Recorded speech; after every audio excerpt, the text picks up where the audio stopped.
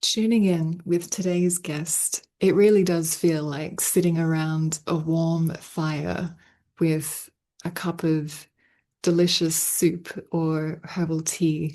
And um, you know that I love to explore this topic and I find value in many, many different perspectives, like all the different parts of the elephant and the wisdom that different perspectives can bring to this vast subject, actually. And I like the really visceral, somatic approaches. I love the more philosophical and mystical approaches. And today's is very poetic.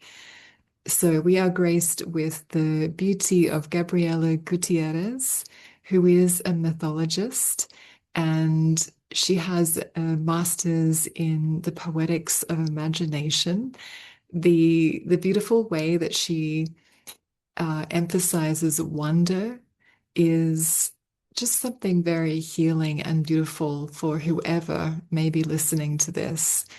And if you enjoy this episode, please do share it because when your heart feels touched by something, when you feel something come awake and alive in you that you know could be of value for someone else you know to hear, this is a beautiful moment to send it on and pass it through the interwebs into wherever it may land as we explore the divinity of the feminine in the pre-patriarchal goddess tradition times and how that's impacted the world we're living in to have the feminine be so far degraded from that time into everything that's, happening now and going on in the world, but also how we can restore it.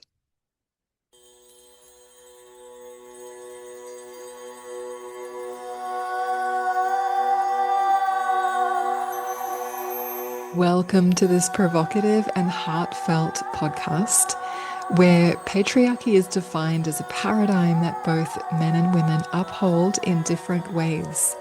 Here you get to listen in on genuine conversations between leaders from around the world to discover more mutual respect and less division, as well as more pleasure and love in your life. My name is Devashi Shakti, and you are warmly welcome to be part of these Beyond Patriarchal Sex conversations.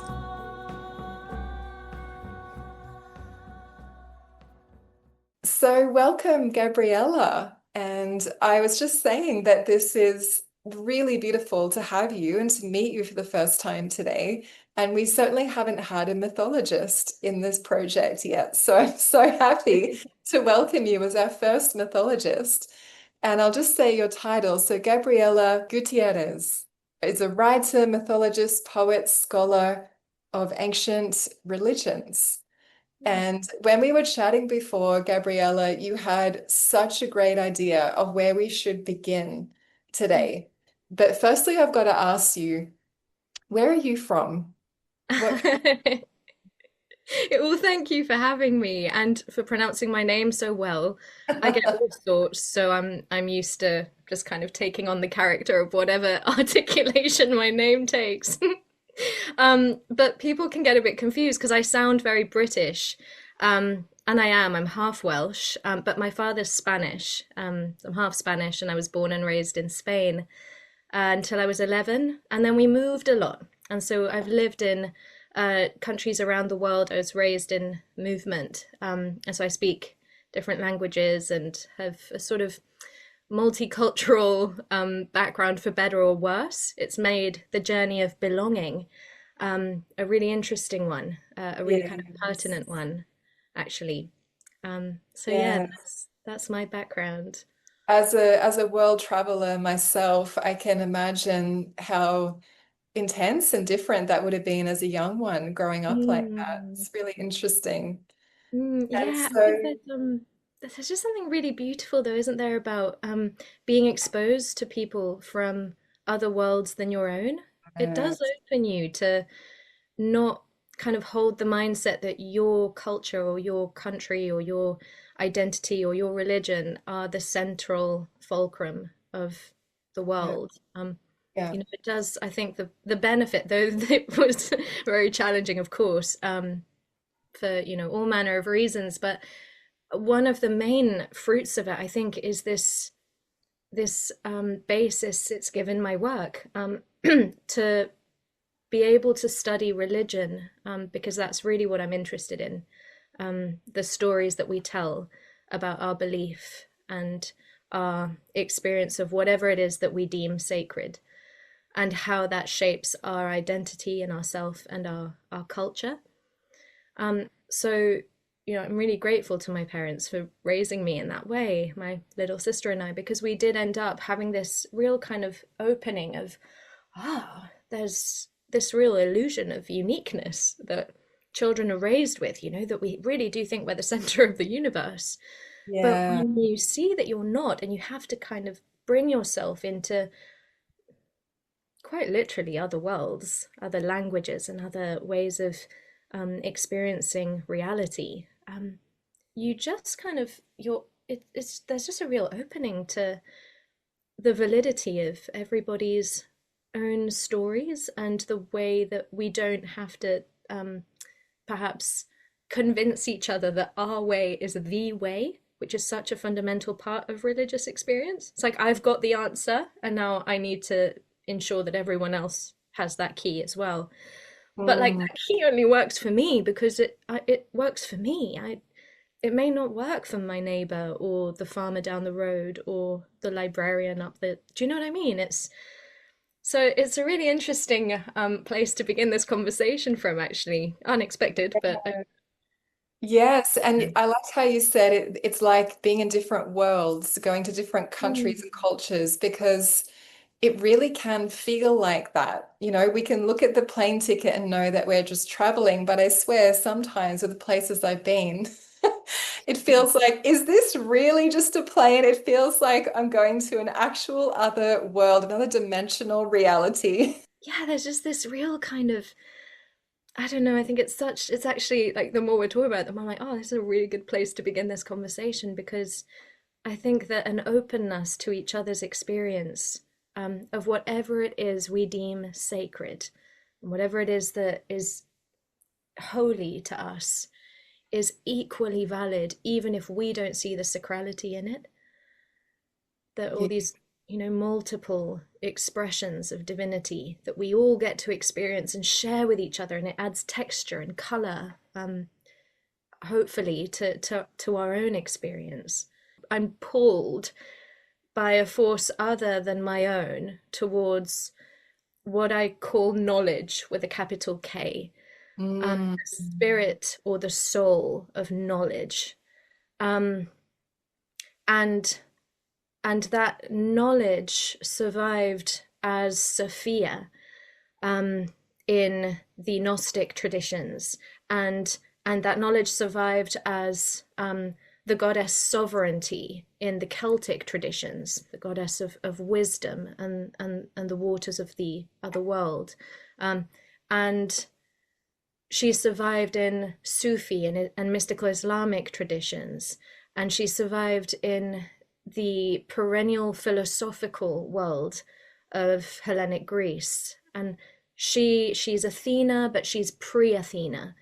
And to me, knowledge is, perhaps a way to contextualize this better, is my own belief system, I suppose, that has been born out of my own life experience, is that I feel it to be true that every living thing has a soul, and that every soul has intelligence and sensuality, and a purpose, even if we don't know what that might be, like an ant or a dragonfly or a badger.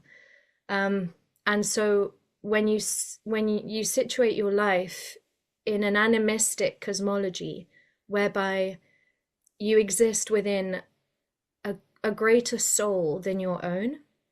So the way I see it as an image, if you will, is that the soul, is that our body exists within a greater soul, as opposed to a personal soul existing in my personal body. So my body resides in this greater soul that extends within everything, all the pine groves and all the weeping willows and every star in the sky. Um, and my body is in constant communication and participation and relationship with the living soul, or what the mystics and the poets call the anima mundi, the soul of the world. And so when you exist from that place, and you begin to experience everything in every landscape as alive and intelligent and worthy of life, with its own potentiality and its own purpose, knowledge is alive as well. Knowledge itself is like how again, images I think are important, because the human imagination and the way we story is through image. And so when you imagine knowledge as a soul or as an intelligence, the way I see her is personified. I see her as feminine. I see her as divine, as equally divine as a fox and a bend in a river. But she does have a human face to me. For other cultures, wisdom or knowledge might be a frog or a hawk or a volcanic eruption, and she exists in those things. But just so for language purposes, the way I experience her is as a female divinity or in female form. And so knowledge as an apprenticeship, the form that, or one of the forms that takes in our world, in the modern industrialized West anyway, is academic. For better or worse, and I have certainly my own personal relationships with the academic god, or the temple of academia. But the way to express her fully and with kind of rigor is through that world. That's where part of her is held. So that, in a long-winded way, is how I ended up in the kind of more scholarly setting. Though that said, at heart, really, I'm a poet and I'm a writer, and I'm, kind of an imposter in that world. But it just so happens that that's the one I have to go through to find her now, for, again, reasons beyond my own comprehension. Yeah, so the connection of the sacred is what we were talking about entering into first around this subject, this big, vast subject of beyond patriarchal sex, and sort of a pre-patriarchal journey we can go into here, right? Because the goddess traditions around the world have been very real and documented for anyone that wants to go and look it up. And I know that you've spent time academically, I think, researching that. So I'd love to hear your perspective, Gabriela. Yes. First, I just want to acknowledge what an amazing thing is to be talking to you, calling in from Bali. It's a place that absolutely has a piece of my heart and brought me to my knees when I realized that it is a culture fed by the sacred daily, and that it is women who uphold the sacred, or who give something back and ensure that their families are protected and blessed every day, from motorbikes to entrances of doors of homes to the dog's food bowl. I was brought to tears so many times. The couple of times I've been there, it's just like, oh, what have we done?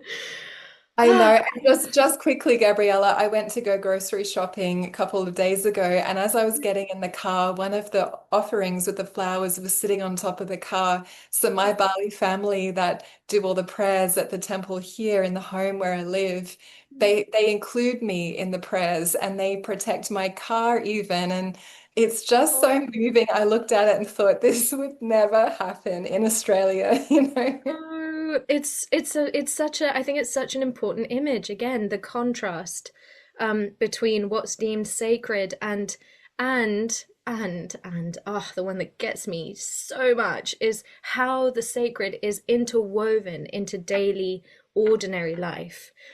That divide between the sacred and the ordinary, or the profane or the mundane, just isn't there. It's a very different, again, storying of the sacred and of culture.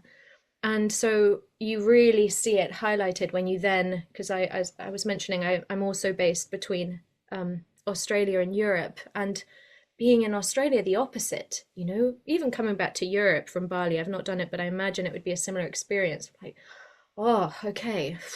And so I think that there's a real, the more that you have these experiences with other cultures, the more you remember or have a doorway into the older cosmology. And so to begin in that, and I think to situate ourselves there. So over the last almost 15 years now, starting with my undergraduate degree at the School of Oriental and African Studies in London and studying Arabic and Farsi and anthropology, and beginning to learn about cosmologies that were not centered on a male enthroned sky god like I Hmm. had been raised to believe. So my background is Spanish Catholic and Welsh Protestant.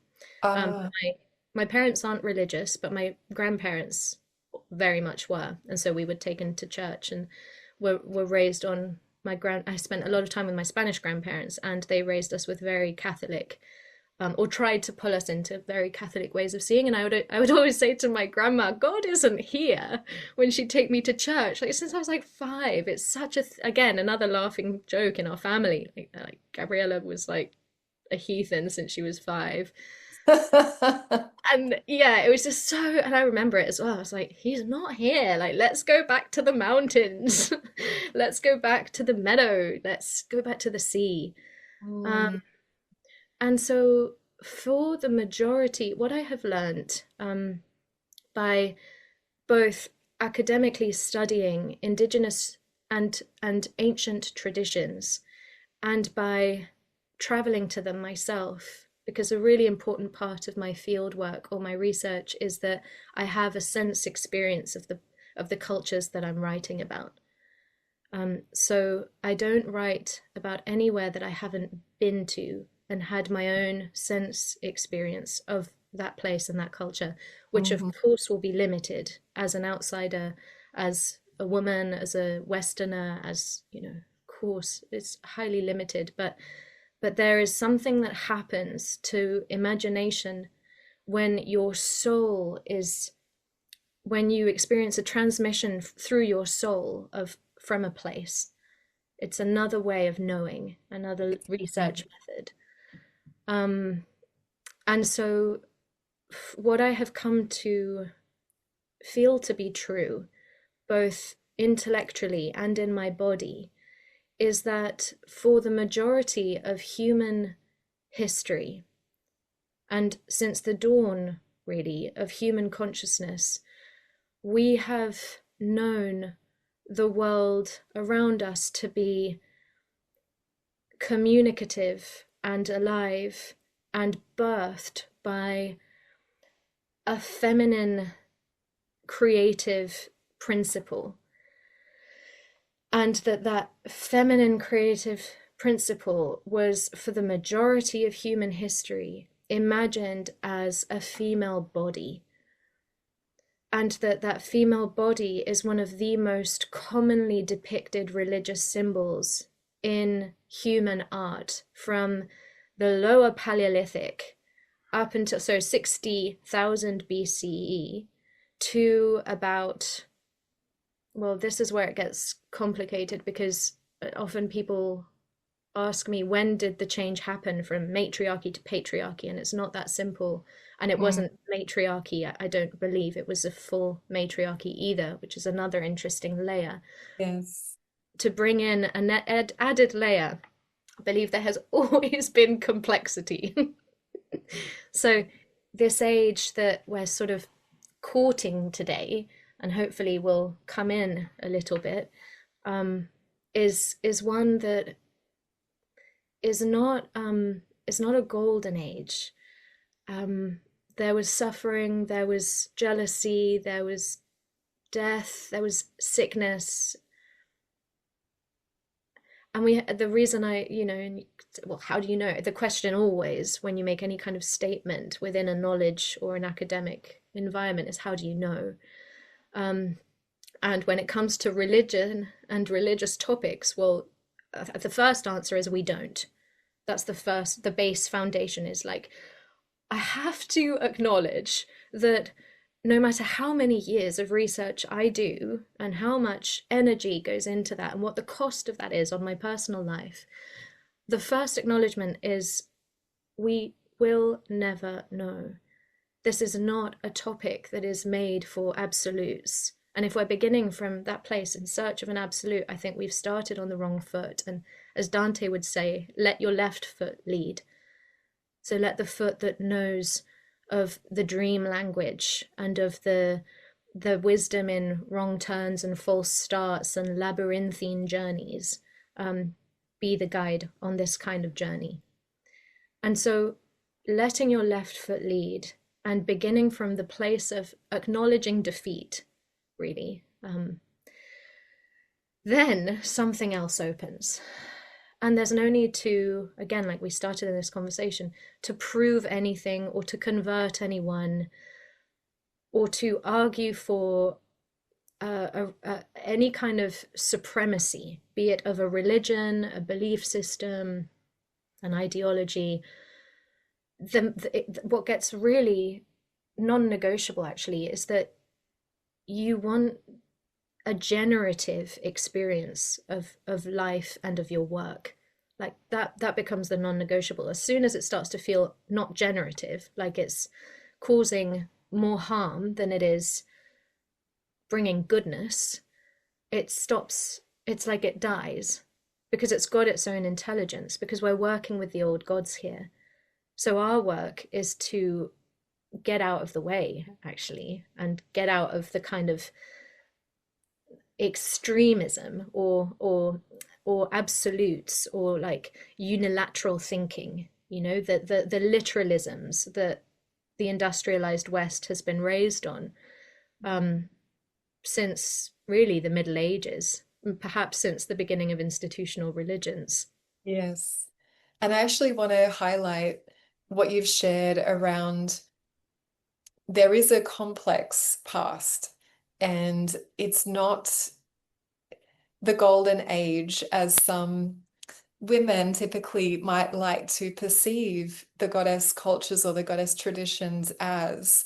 And in my understanding, the unraveling from patriarchy inside of us and how we've been programmed to only understand reality in a linear way is part of the process to let that soften Yes. and discover and get out of the way, like you're saying, to realize and have the curiosity to wonder what how was it, what was happening, rather than let me impose what I want to believe and impress that.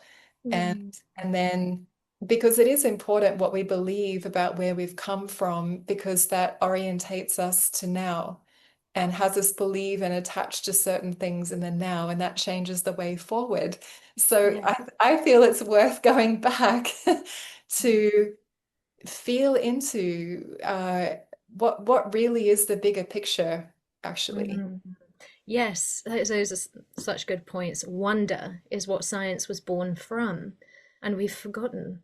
Mm, And so now it's like they're at war with each other, and wonder is dismissed as childlike, and fantasy and imagination, they're kind of grouped into this non-rigorous, non-evidence-based research method, and not valid. Um, but that is where the other came from, like our ability to reason, and our interest in things other than ourself, in the study of, say, the natural world, with the first botanical gardens in the 16th century in Europe. Like this wonder of, these individuals who are like, maybe let's turn away from the stars for a moment and come and look at this ant hill, and look at this wasp nest, and look at this butterfly, and how did that caterpillar turn into that overnight? I just, was out and then came back, and then suddenly they were looking at the microscopic, and that wonder is what created the science of biology, and ecology, and an interest in naturalism. It was born from wonder. Um, and I would argue the same for the study, like theology and religious studies, which is my background, that it was born from a wonder of belief in human experience. Like, why do the sun in southern Africa shake in their ceremonies? Like, what is that? They look like gazelles who have freed themselves from a lion attack and survived. And you see on National Geographic, like the first thing they do is shake. They have this, there's a very animalistic resonance in indigenous ceremonial traditions, and we have no idea, and perhaps they don't know why. Perhaps it's so deeply ingrained and known in the body that it's just what you do on a mm. particular time of year, on a particular rite of passage. But these questions, they're born of wonder, like, why? Wow. Very um beautiful to remember that. yeah, and Mm. we've lost that. And so, you know um it's a tricky one, because to do any kind of inquiry into worlds that no longer exist, which the Inquisition, and before that the Roman persecution of paganism, did a really good job at suppressing the old, what I call the old religion. I know it's a massive claim and I would never use it. Well, maybe I will one day, but at the moment I don't use it in academic settings, because it's so easily kind of torn apart and it ruffles a lot of feathers. But I do believe there is what we can call an old religion, which we can trace back to, as I mentioned, about 60,000 BC in the Paleolithic, up until, and like I said, there it gets a little bit grey, because the prehistoric age changed in different parts of the world at different times, and entered the modern age, which is what we relate with literacy. So when a culture becomes literate, we call it historic. Um, Again, a grey area, because, for example, ancient Crete and the Minoans, who were the not indigenous, no one knows where they came from, but they were the most ancient known peoples of Crete, um, had two writing systems. They had hieroglyphs, and they had an alphabet that we call Linear A, neither of which have been deciphered. And they existed in the time that we would call prehistory. And they were highly sophisticated, and there is evidence for them having waterways and incredible jewelry practices and craftsmanship and artisany, and their religious, what they've left behind and what has been documented from later Greeks is incredible. The religious richness and, again, sophistication that they practiced, which was also goddess centered. Yes, Um, it was. yeah, so the Minoans were invaded by the Mycenaeans in 1450 BCE, and the Mycenaeans were mainland Greeks who venerated a sky god, Zeus, and their pantheon didn't completely shut down or suppress the Minoan pantheon, because it looks like they actually quite liked what they found when they got there. And so instead they synthesized it. And that's why we know so much about the Minoan religion, because it didn't go completely underground. Um, and so you do have this shift from this goddess-centered world to one that venerated a sky god, and therefore there's then a warrior culture. There's a religious elite. You have a shift in women's social roles and women's religious roles, and what women were and weren't able to do, which has degraded from the earliest history to our current times. Um, Yes. and so, the world we're speaking of is 60,000 years of human experience. I mean, it's very hard to wrap our heads around when the religions of, say, the central religion of the West, Christianity, is only 2,000 years old. Yes. Yes. And I was having visual memory coming to me when you were talking then, because I've been to the Temple of Zeus in Greece, and I've been to where the ruins are from the Minoan people in Crete. And I remember reading when I was there that, and so much of this is stored in the art. And I Yes. remember learning how the most prominent or important or revered people in society and their culture were anyone that was directly involved in ritual and ceremony. So the priestesses, the musicians, and just how extraordinarily different that is to the world we're living in today. So everything that's centered around the sacred and bringing everyone together in song and dance and, in a harmonious, collaborative way, they were the most important people. And that says so much about how opposite um, Yes. a lot of the world is now. Absolutely. It feels very backward. It feels like in myth, the world is understood through polyvalent forces. So it's not quite like a more kind of modern storytelling where there's the good character and the bad character, and there's a redemptive image at the end. Like the further back you go, the less you get the redemptive image. And so the less the focus goes on what's the moral of the story, and the more it goes on every um, every image in the story is a doorway into my soul and into the soul of the world, because in the ancient mind they're not separate.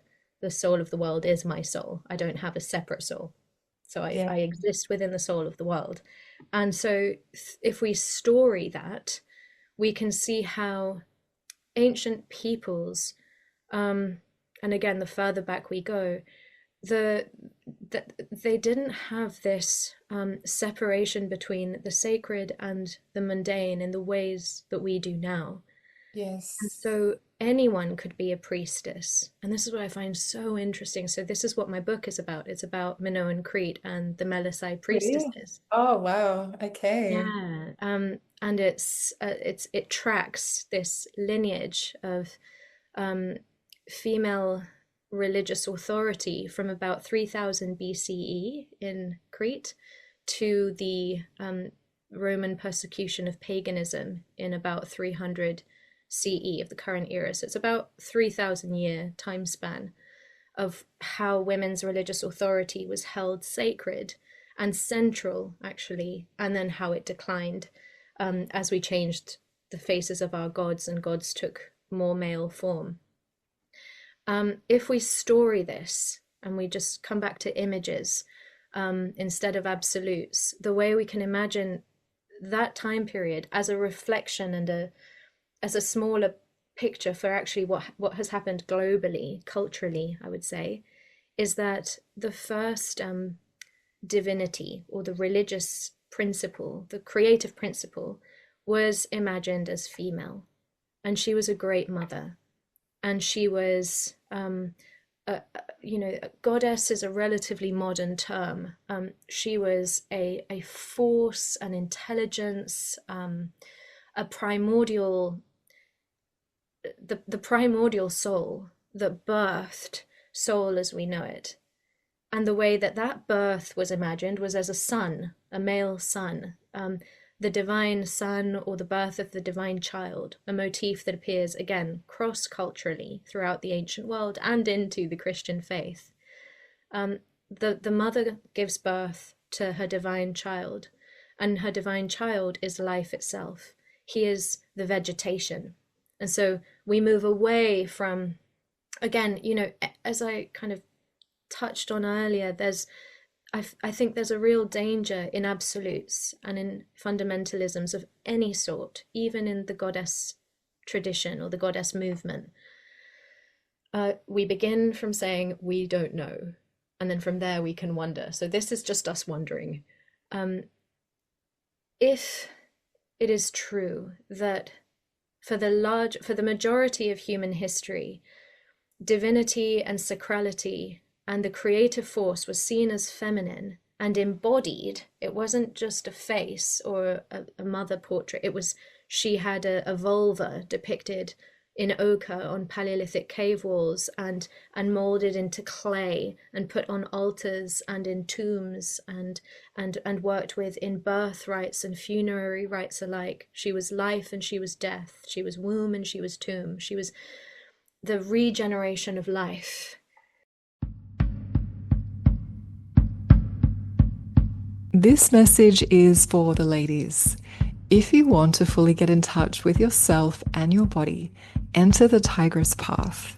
Here you become an initiated woman living way beyond patriarchal sex, and also become a safe space for men to learn about patriarchy without the blame. Inside the Tigress Path, we have personal transformation and also professional accredited training options. The links to connect are below with this episode. And she gave birth to her son, the Holy One, who I call the Wild God. And he, for the majority, again, of ancient history, he was depicted as horned, as a bull, as bull-like. And you see him from the Minotaur in Minoan Crete to the white bull who impregnated Pasiphae, the queen of Crete, to the bull who abducted Europa. All these abduction stories, I believe, are old, more recent additions. The original stories, be it the abduction of Persephone or the abduction of Europa, were these female divinities going of their own accord to engage in the sacred marriage that, again, is another motif that appears cross-culturally, the hieros gamos, where the god and the goddess, or the hierophant and a high priestess merging with these forces, came together and regenerated the world. And so you have these beautiful, this beautiful cosmology, actually, that we can welcome into our own belief system, actually. Like a question I love to ponder on, and when I work with clients, what is your cosmology? Like what do you believe? Who are your gods? What temples do you serve? And there's, for me, this is the cosmology that feels most resonant and most true intellectually and in my bones. And so if you study this from a more historical perspective, you can see how that story that I've just spoken appears cross-culturally in the prehistoric world, particularly throughout Eurasia, which is my area of study. I can't speak on behalf of every culture, but the areas that I have looked at, which are predominantly in Eurasia, you see this story appear again and again, and it's told through cave art, it's told through artifacts, it's told through the way that buildings and temples were built in relationship with the stars and in very strategic places on Earth, like near or over sacred springs, which I think were understood as doorways to other worlds, which were the domain of the goddess. They were built in groves. Groves and trees were another symbol of the mother. She wasn't just in human form, she was also an olive tree and a fig tree. And so you've got this beautiful animistic and human and ecological and social or cultural cosmology, that makes sense of your place in the world. And so they believed that this story had to be reenacted every year in order to ensure, ultimately, the role of the priestess is to ensure harmony on earth, as far as I understand it, which is similar to bees. And these women in Minoan Crete and Greece were called bees, melisai, meaning honeybee in Greek. They Yeah. were the bees of the goddess. Um, the role of these religious authorities or religious women was to uphold a harmonious balance between humans and the natural world. And the way they did this predominantly was through the reenactment of myth, ritualized myth. And again, you see this all over the world. Every culture's story reenacted and mythologized and acted out as ceremony. Um, Yeah. Yes, I've really seen the same story told across ages and cultures when I've looked into humanity's creation stories. And I mean, there's so many important elements that you've just shared, Gabriella, but one of them I wanted to highlight was how sometimes we forget that stories have been changed depending yes. on the cultural force and imprints at the time. So just like there can be a fantasizing about what the goddess times were like, projecting onto it a Mm, totally peaceful golden age type of scenario, idyllic situation of that type of matriarchy. There's also some modern movement that I've noticed some women do of go to reject and discard all of this really rich and complex and deep her story mm, of pre-patriarchy, saying that um, it's demonic and mm, opposite of Christianity. And but we've got to remember, like you're saying, to hold this all a little loosely with yeah. this wonderment, because we can really tell ourselves whatever story is going to empower the narrative that we've chosen to attach to and identify with. And that can be a tricky thing, and it and certainly is in the world, creating wars and such. So Yeah. when it comes to the personal, it's equally as important and impactful, actually, isn't it? Yes, absolutely. It comes back to that, the danger of absolutes. And I think, often when I share any of this on Substack or on more kind of public spaces like Instagram even, or there's this real divide between a demonizing of that, Yes. and a demonizing of what we have now. Yeah. Um, and often that means men, and and it's really hard to talk about these topics or to write about these topics without being discarded as one or the other. Either you're a heathen or you're an extreme militant feminist who hates men. Right. And so it's unfortunate, but it is true that I often have to like precede everything I write by saying like, this isn't that. This we don't have to hate men to remember the sacrality of woman. Yeah. Both can exist together. In fact, they absolutely must exist together. They are complementary forces. It's just I and Simone Weil, the philosopher, she would talk about, and so would Lorca actually, the poet, he would talk about the need to add weight to the lighter side of a scale. Because what we need, just like the priestesses knew, is to maintain balance and harmony in ourselves, in our cultures, and on our planet. And wherever the scales are tipped out of balance is where we should add some weight. And right now, the scales are tipped out, in just like out of this world, out of balance. Like I don't even know where it's gone, in favor of a masculine way of being. Yeah, so there's this real danger in Yeah.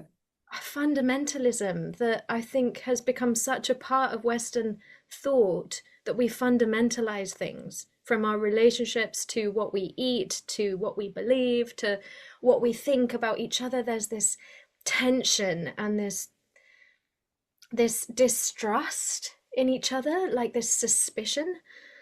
Um, and so softness and levity and lightness of touch is just, they're just absolutely fundamental ingredients to as the antidote to a fundamentalism that will cook something up, that will cause more poison and more sickness. Yes. So Yes, so what I recall from delving into Minoan culture, uh, mm, and what's preserved and yeah, depicted in the artwork, there's a lot of mm, harmony actually between men and yes, women from what I felt and saw. yes, yes, Um, and also this dispels the stereotype or myth, dare I say, of matriarchy being power over men, because I know this is a common misunderstanding that a lot of people working in your area say there isn't actually any real evidence to support that. And there might be exceptions, but primarily it never has been that. Because at the core of matriarchy or a matrilineal culture is sacredness, mm, is well-being, is eros, is children, is community, not woman in power over everyone else. That yes, never has actually really happened. That's the no, fear. That's yeah, the fear, but it's not something that has been embodied and acted out en masse anywhere. no, exactly. And that's such an important point. And this question that I certainly felt throughout my childhood in schools, like where are the women and where were the women in all the history books? Um, when you start to create or story a past women were in which women played the roles that we see men having played in the historic era, it is cause for alarm, because there was because as far as I understand patriarchy is a system. It's not men. It's a worldview that we have created together to varying degrees, and that we need to re-story together.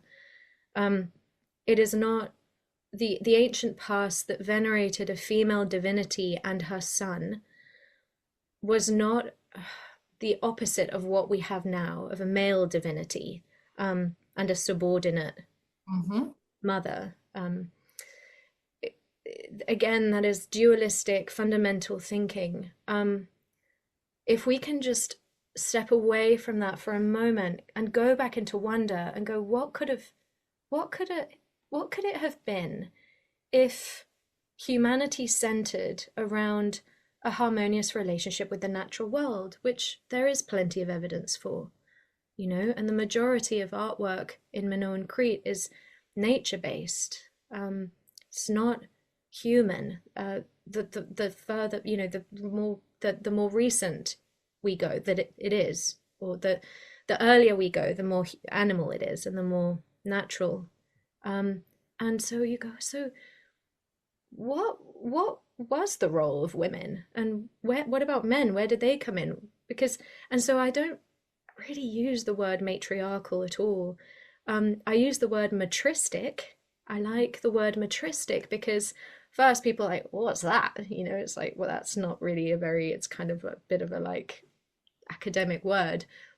But I think it does us good here because we don't know what it is, we can restory it and we can redefine a culture through it. And matristic means a people who believe in a female principle, essentially, not in the supremacy of woman, and not in any kind of not descendants through women or the primary authority of woman, but in a feminine creative divinity that birthed life, and that is sacrosanct.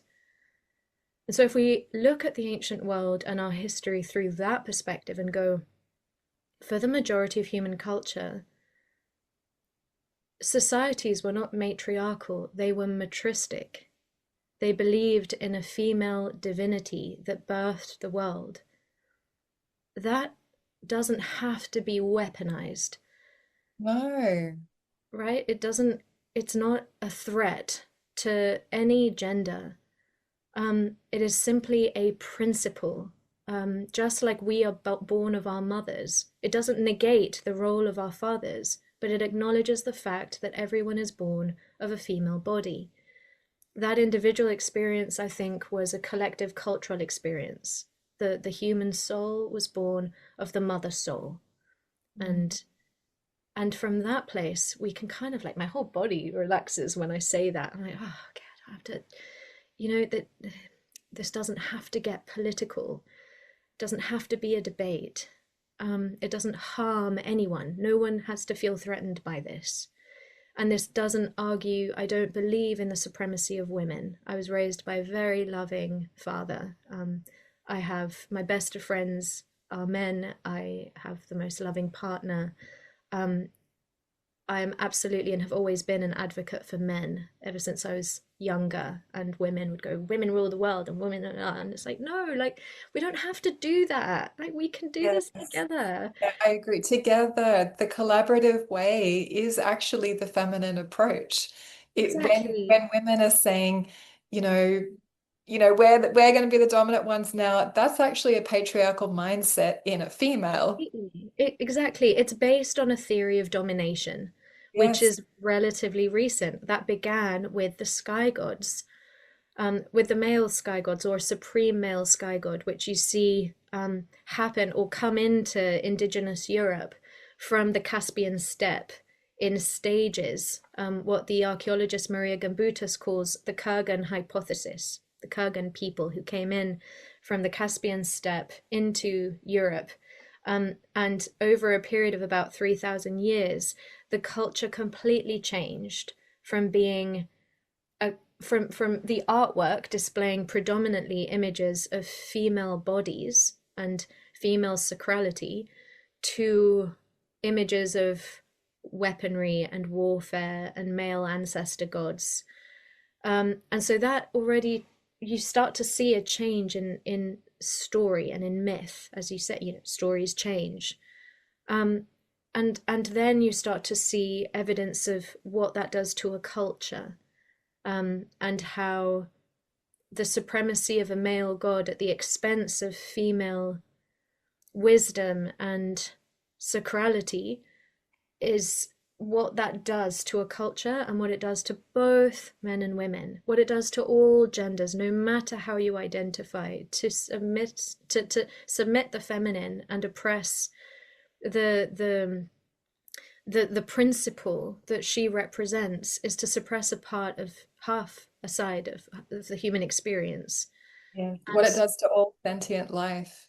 what it And does to all sentient life. yeah, but I've got to say, Gabriella, this central symbol of the woman body as sacred has never actually stopped as the body of woman, the central in the focus, but the sacred part has unfortunately changed Mm. because society still gravitates to that, Yeah. and there is this hidden acknowledgement, even in the profanity of the way that woman's body is typically depicted in Mm. modern Western culture or shrouded in other cultures, right? I mean, it's still all revolving around her, in It's fact.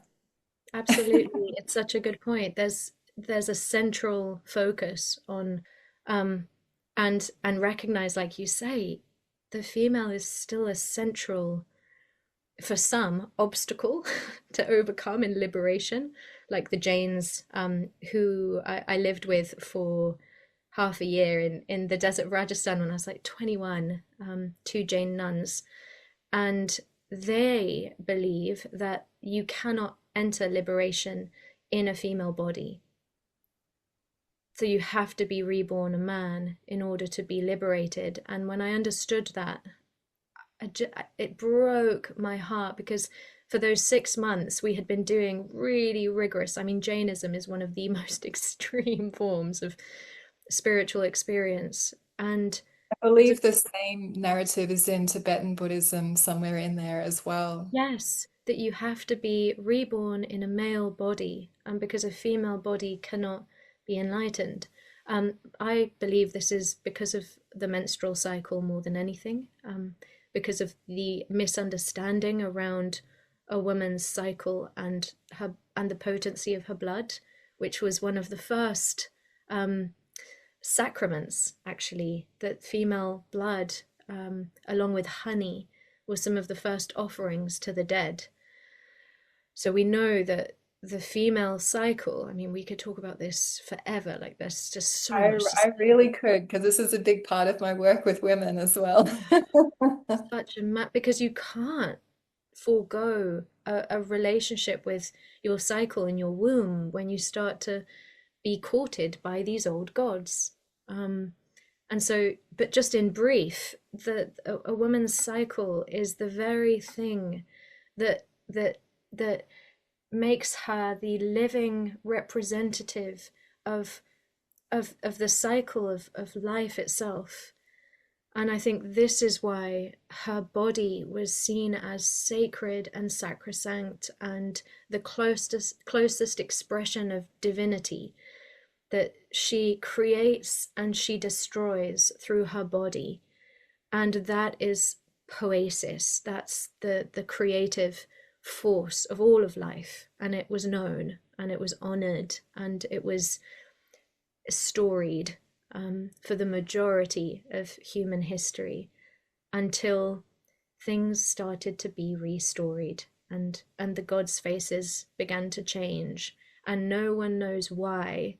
And some blame it on the alphabet, and they're like, well, the alphabet against the goddess. Well, no, because these cultures were literate in different ways as well.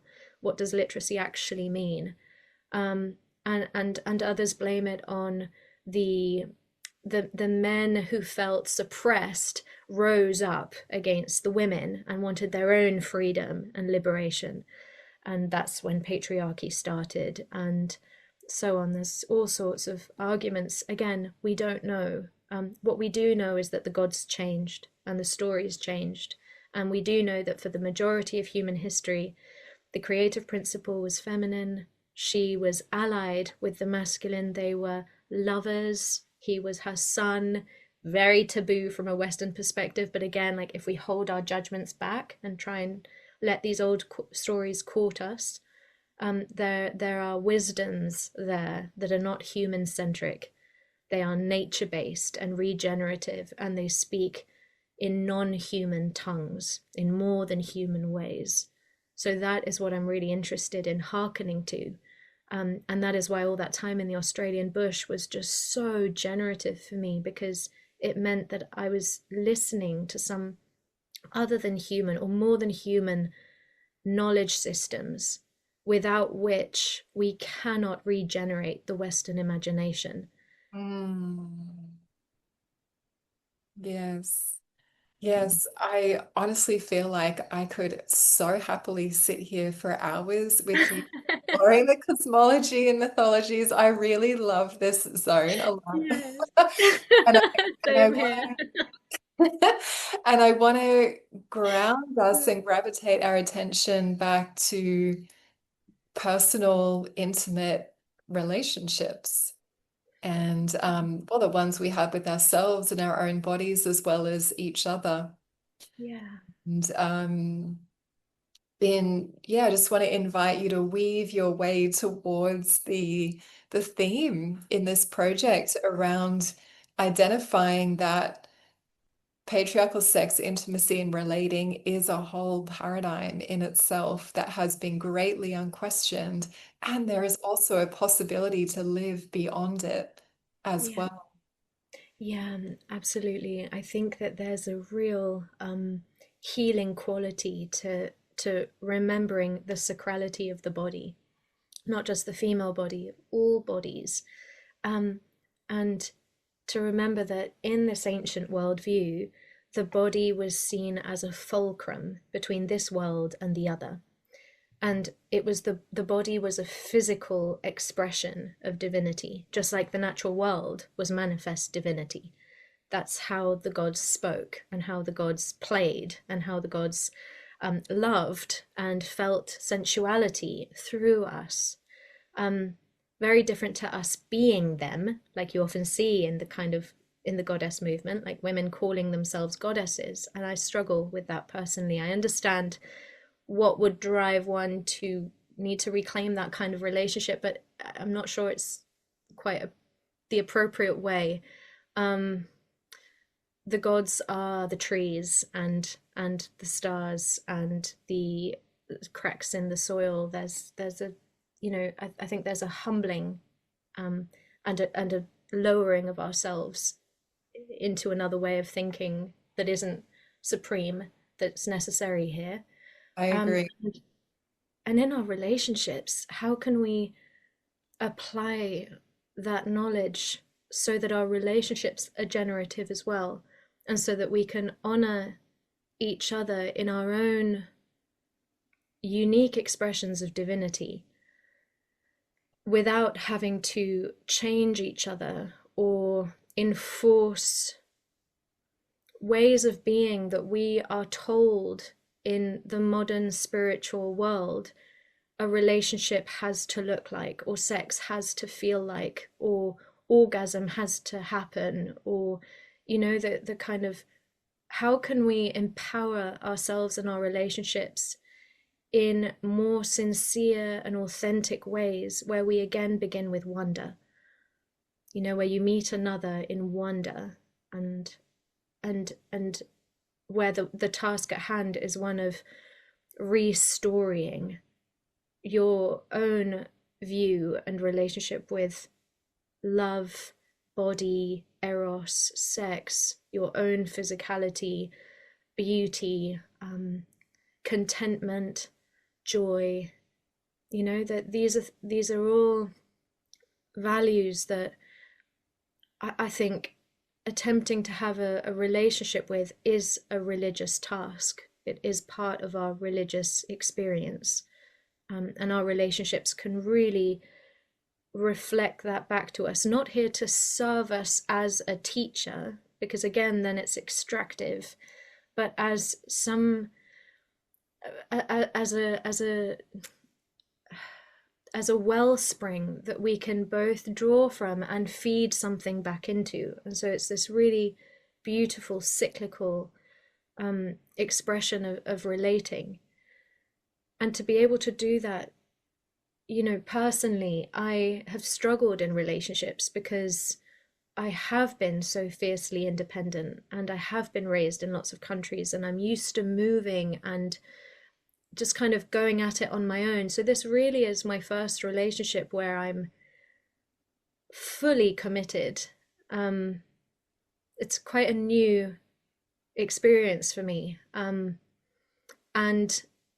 I, as a woman in the Western world with a spiritual inclination, trying to live in more generative and joyful ways, it's hard, because I think that one of the struggles for modern women who are in search of something perhaps more meaningful in their lives is this divide between the mother and the priestess, Yeah. the family and the career. And I've struggled with it for years.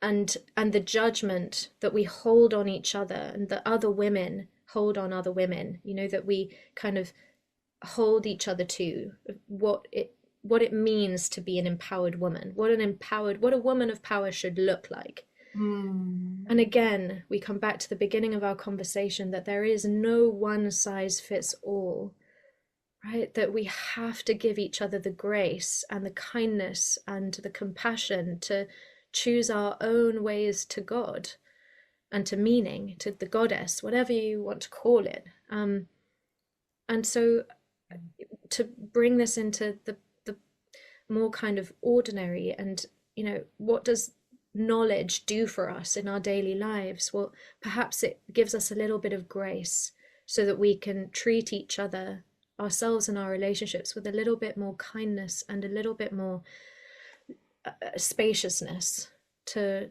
to be able to be shaped by these things far greater than ourselves, um, and to, like the poet Rilke says, to hold, he says, the highest task in love is to hold guard over each other's aloneness. Mm. And for my partner and I, like, that is absolutely essential. And I would say we do that beautifully for each other. We really honor each other's private, intimate relationship with divinity, and we hold guard over that. And if it means I have to spend 6 months on research trips, and he absolutely has my back. Um, and so to be able to have that kind of intimate relationship first with divinity. What is my cosmology? What do I deem sacred? What temples do I serve? Who are my gods? What do they look like? What are their names? What is this piece of land that I live on? Like, what are the secret names of this oak tree and of that owl who lands every evening? You know, to really root ourselves into one place and form a relationship with it through listening, through, you know, walks and taking our tea outside instead of having it on our phones in the kitchen. You know, the little things to restory ourselves, and then to apply that to our relationships, and to be able to maintain our own sense of relationship with divinity, and the other relationship with divinity that is through our love, which is very different. And usually we'll feel one is easier than the other, you know, like usually people will have one down more than the other. And you can Yeah. kind of see which one, like, quite quickly in a conversation, like, oh yeah, I imagine you've got this one down, but yeah, let's talk about this one. I do client work as well, so this question comes up quite a lot.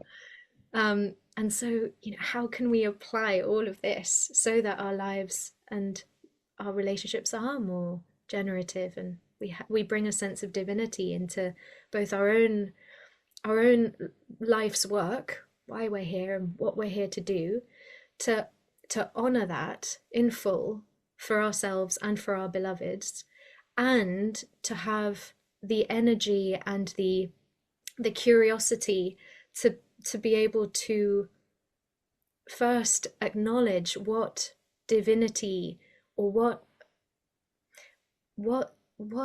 is this, what is the sacredness that our partners are courting. Like, we know ours, but it's not, they're not just here to serve us, even though there's this narrative that men are here to serve women or protect women, or, you know, like, that's a part of it, but it's not all of it. They're individuals as well, and they have their own relationships with the divine as well. Yes. And for that to be restored is paramount for the Yeah, being of everyone. And yeah, so yeah, I really agree with you. The sacred relationship with self and body and with life, with divinity, and also in the shared sacred space with each other. These are such essential, foundational places to establish and to cultivate and to nourish.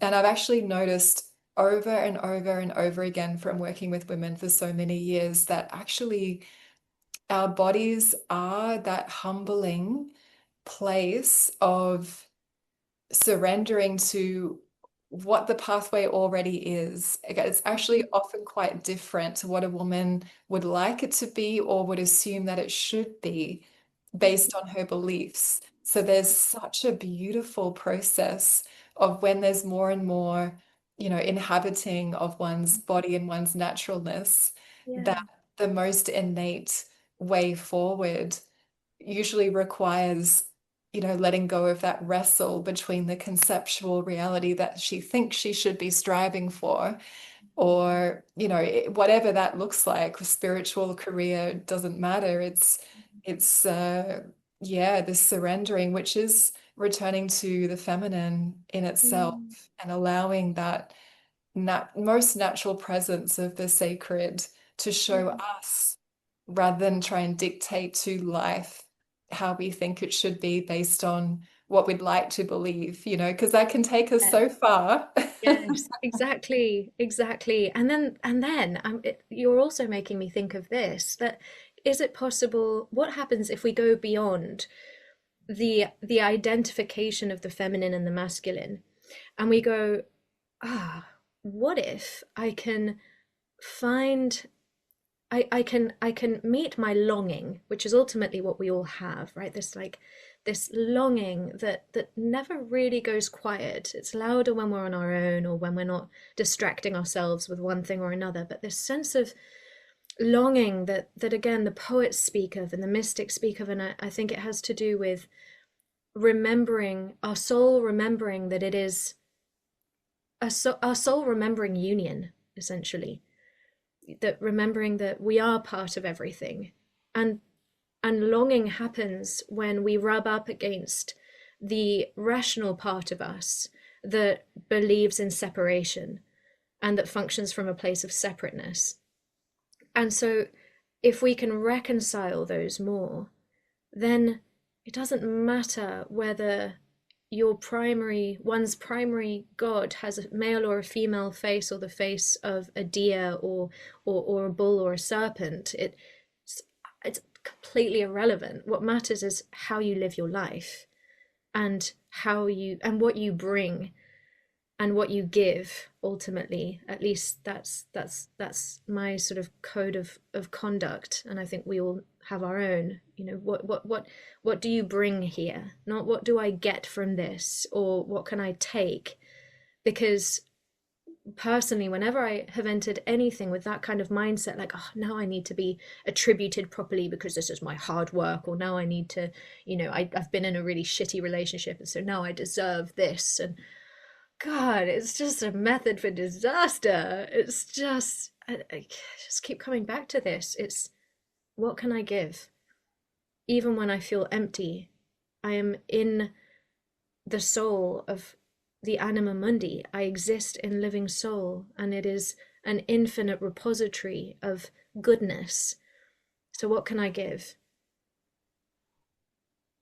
Mm. Yeah. Yes, and for the women that just feel, I'm thinking of mothers, I'm thinking of many women that I've directly worked with Mm. who just feel so depleted from their overgiving and the unconscious ways that goes on, Mm. that there's also a way of receiving directly from that anima mundi, and Yes. to strengthen or to deepen and widen that relationship.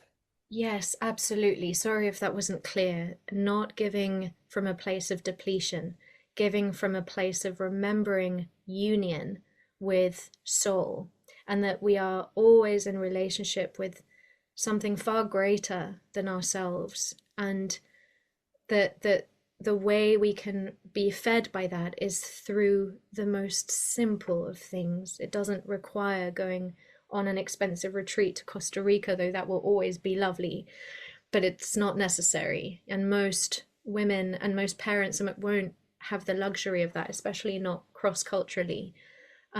So, some easy ways are to spend time in nature. And like I said, taking your tea outside for 5 minutes and just sitting under a tree. And those 5 minutes are timeless in the natural world. The natural world does not abide by the same rules of time as we do. And so that will regenerate the cellular structure of our body in ways that I cannot emphasize enough. It's the enormity of those small things. Also, to expose oneself to poetry and to art, and to my practice for years has been to read a poem a day, just a Mm. poem a day. And what that's done for my to ensure that I'm functioning as much as possible, obviously not all the time, but as much as possible in the poetic faculty, to have the honeyed tongue and to have access to poetic speech, because that in itself is a balm.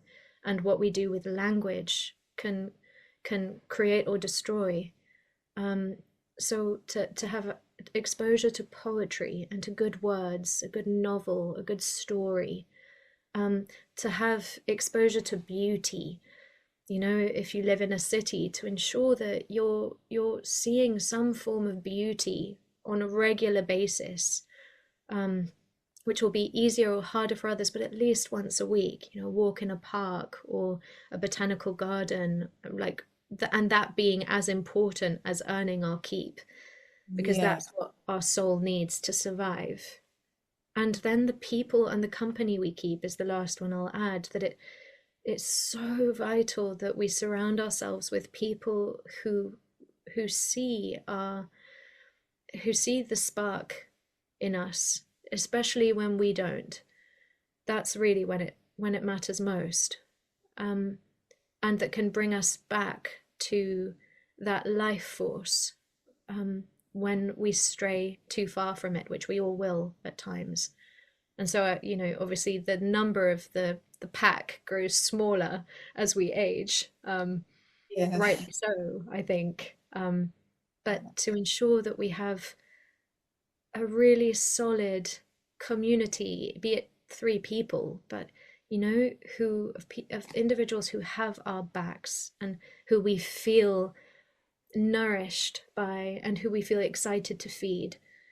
Yeah. Um, so time in the natural world, exposure to poetry, exposure to beauty, and people who see our light, especially when we don't. As very simple steps towards maintaining a way of being that is full of power and full of soul, and therefore we can function from a place of giving, not over giving from a place of need, but giving because we have so much to give. Mm. There's such beautiful suggestions that are they're all about reweaving ourselves back into a collaborative, relational way of being. And Yes, and I just want to add one as well of remembering that our bodies are literally part of nature. yes. You know, they're not just these transportation vehicles that move us from over here to over there. They are Mm. highly sacred gateways Yeah. to the cosmos in themselves. And yeah, truly everything is right here. And Gabriela, thank you so much for coming and sharing your beautiful honeyed tongue with us today. Thank you. It's been a wonderful, beautiful conversation. Thank you so much. Yeah. And I'll let everyone know how they can reach out to you and connect with you, but maybe you can share just at the end here. What do you actually offer? You mentioned you do client work and you're writing a book. So, Yeah. Well, the main way to find my work is through Substack. So I do weekly essays on Substack. My Substack is Under a Fig Tree. What else? I do monthly online rituals. On every new moon, I call them dismemberment rites. They're based on the death mysteries of the Neolithic. Um, and so that can all be found via my website, which is Gabriela Mair Gutierrez. That's Mair Gutierrez, which maybe I won't spell out. And yeah, and then there's lots of on-demand courses on there as well to do with finding the mythic voice and restoring ourselves to ancient wisdom, ancient traditions, online lectures on female shamans. So there's lots of goodies up on my website for anyone who wants to go a bit deeper into these topics. yeah, it's so wonderful. Thank you for choosing this path or allowing it to choose you and putting so much beauty into the world. It's so needed. Oh, thank you. Thanks, Gabriela.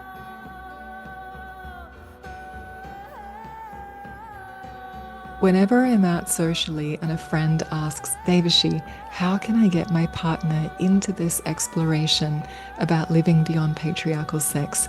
My answer is exactly what I've put down in the show notes for you with this episode. And if you are willing to be the spell breaker of your bloodline and have the uninhibited pulse of Eros guiding you through life, beyond the matrix into the fullness of your divine sovereignty, then keep tuning in to these weekly episodes and share it with your friends.